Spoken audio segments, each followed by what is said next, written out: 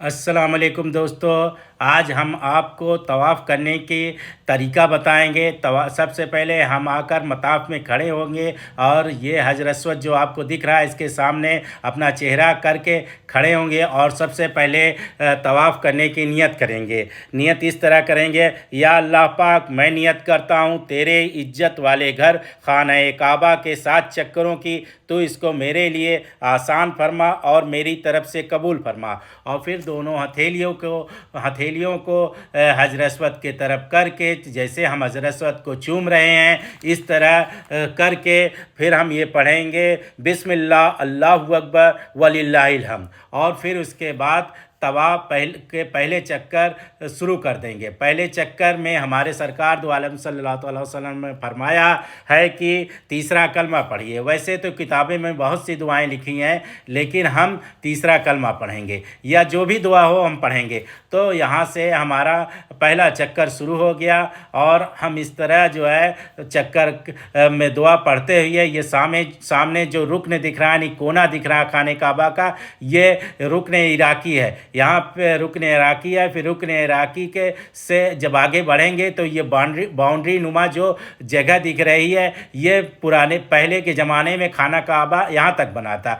तो ये बाउंड्री नुमा जगह है, ये खाने काबा का हिस्सा है। ये जो सामने आप परनाला देख रहे हैं इसको मीजाब रहमत कहते हैं, यानी खाने काबा की छत पे जो पानी बारिश का या जैसे भी गुस्ल काबा होता है तो वो इसी मीजाब रहमत से यहाँ हतीम में गिरता है और इसके छींटें बहुत ही मोतबर होती हैं। और इस हतीम के अंदर औरत और मर्द को बारी बारी से नमाज़ पढ़ाया जाता है। नफिल नमाज यहाँ पढ़ने का मतलब है कि खाने काबा के अंदर नमाज़ पढ़ना है, इसलिए औरतों और मर्दों को बारी बारी से पढ़ाया जाता है। ये जो सामने रुकन है यानी कोना है, ये रुकन सामी है। ये रुकन सामी से फिर जब हम आगे बढ़ेंगे तो दुआ पढ़ते हुए बढ़ेंगे। और अब जो कोना आ रहा है ये रुकन यमानी है। रुकन यमानी से हम ये दुआ को बंद कर देंगे और यहाँ से रब्बना आतना फिद दुनिया हसनत व फिल आखिरति हसनत व क़िना अज़ाबन्नार पढ़ेंगे।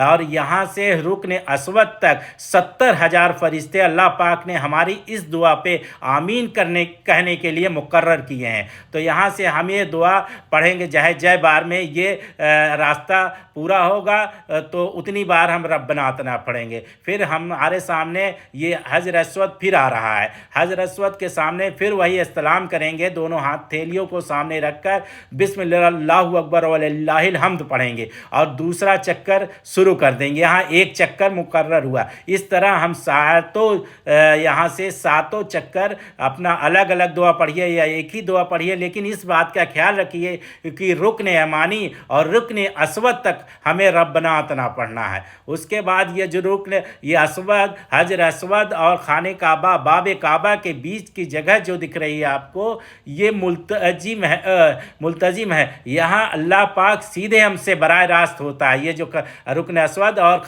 बाब काबा के बीच में थोड़ी सी जगह आपको दिख रही है, यहाँ खड़े होकर हमको बहुत दुआएं मांगना है, क्योंकि अल्लाह पाक ये सातों चक्कर पूरी करने के बाद फिर, क्योंकि अल्लाह पाक हमें जो है यहाँ से बराह रास्त सुनता है। और एक बात का ख्याल रखिए, तवाफ़ करते वक्त आप सीना और चेहरा कभी भी खाने काबा की तरफ नहीं करेंगे, सिवाय आपका बायां कंधा खाने काबा की तरफ हो जाए। जब हम सातों चक्कर पूरी कर लें तब यहाँ मुल्तजिम में जाकर हम दुआ मांगे और बाबे काबा में को भी पकड़ के दुआ मांगे यहाँ।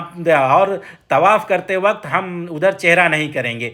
जब हमारा सातों चक्कर मुकम्मल हो गया तो 8वां इस्तलाम करके हम 8वां इस्तलाम करेंगे, दोनों हाथों को भी यहाँ पे आ जाएंगे। ये जो सामने आपको दिख रहा है ये जाली, सुनहली जाली, ये मकाम इब्राहिम है। इब्राहिम अलैहिस्सलाम के कदमों के निशान यहाँ पे एक पत्थर है, इसके अंदर है जिस पे इब्राहिम अलैहिस्सलाम के कदमों को निशान बने हुए। ये उस ज़माने की लिफ्ट थी, अल्लाह की कुदरत से ये लिफ्ट थी। जब खाने काबा बनाया जा रहा था, हज़रत इब्राहिम अलैहिस्सलाम बना रहे थे और इस्माइल अलैहिस्सलाम ईंट और गारा दे रहे थे, तो ये पत्थर अपने आप ऊपर हो जाता और शाम को जब वो जितना उन्हें बनाना रहता उसके बाद नीचे ये पत्थर पत्थर अपने आप आ जाता है, यानी उस ज़माने की लिफ्ट है, यहीं पे खड़े होकर बनाते। तो ये पत्थर इसके अंदर है, आप इसकी ज़ियारत कर सकते हैं। और जब आपके सातों चक्कर पूरे हो जाएं, यहाँ ज़ियारत कर लें, फिर इसी के पीछे मकाम इब्राहिम के पीछे जहाँ आपको जगह मिले वहाँ आपको 2 रकात नमाज वाजिबुत तवाफ़ पढ़ना है।